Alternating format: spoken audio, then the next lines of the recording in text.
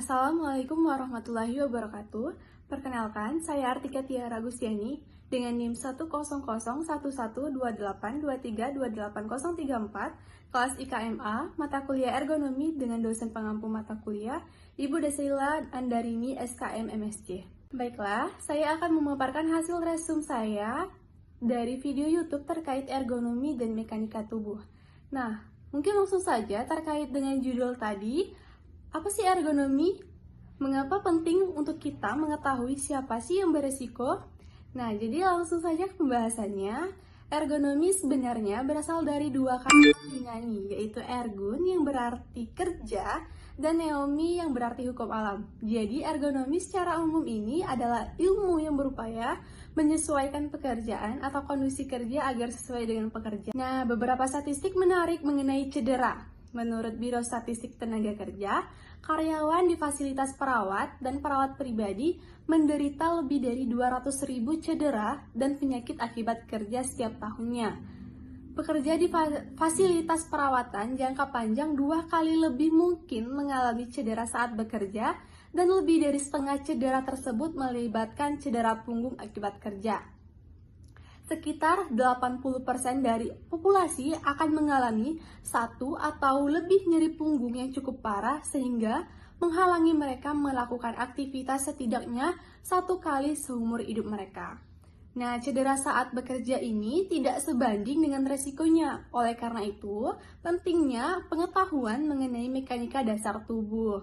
Untuk mengurangi resiko cedera, sangat penting mempelajari mekanika dasar tubuh. Beberapa prinsip yang perlu kita ketahui dan ikuti seperti menggunakan otot-otot besar pada kaki saat mengangkat, menjaga punggung tetap lurus, dan tidak memutar tubuh saat memindahkan beban. Dengan mengetahui cara memindahkan, mengangkat, atau memposisikan dengan benar, akan mencegah cedera seperti nyeri punggung bawah, robeknya otot bahu, kelelahan kerja, ketegangan otot, dan cedera pada pasien.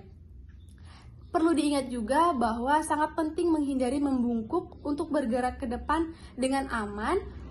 Tulang belakang dapat ditekuk ke depan, ke samping, dan ke belakang dalam derajat yang lebih rendah. Otot-otot punggung melekat pada tulang belakang melalui tendon dan ligamen. Nah, kebanyakan masalah punggung ini disebabkan ketegangan pada otot, tendon, dan ligamen ini. Perlu digarisbawahi bahwa otot punggung tidak terlalu kuat. Hal ini terjadi karena otot harus menahan berat tubuh selain berat beban yang kita angkat. Maka dari itu, persiapan adalah kunci keselamatan untuk kita.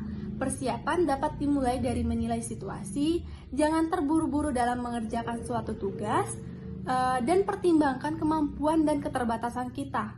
Nah, kalau perlu berhenti dan pikirkan terlebih dahulu sebelum mengangkat, memindahkan, atau memposisikan benda.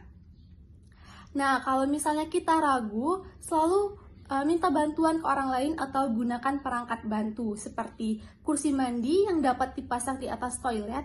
Dengan hal tersebut dapat mempermudah kebutuhan untuk berpindah berkali-kali sehingga petugas kesehatan tidak perlu mengangkat pasien berkali-kali untuk duduk di kursi mandi tersebut.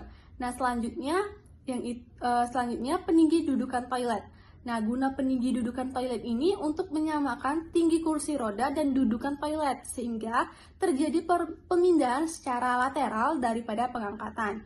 Dan ada juga papan geser, papan licin yang digunakan di bawah pasien untuk membantu mengurangi kebutuhan mengangkat saat memindahkan pasien dari tempat tidur ke kursi atau dari tempat tidur ke kursi atau dari kursi ke tempat tidur atau kursi ke mobil.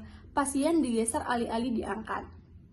Nah, yang terakhir adalah kursi roda dengan lengan yang dapat dilepas. Ini memudahkan perpindahan pasien, terutama berguna dengan tempat tidur yang dapat disesuaikan ketinggiannya. Mungkin itu saja resume dari saya. Saya akhiri, wabillahi taufik wal hidayah. Wassalamualaikum warahmatullahi wabarakatuh.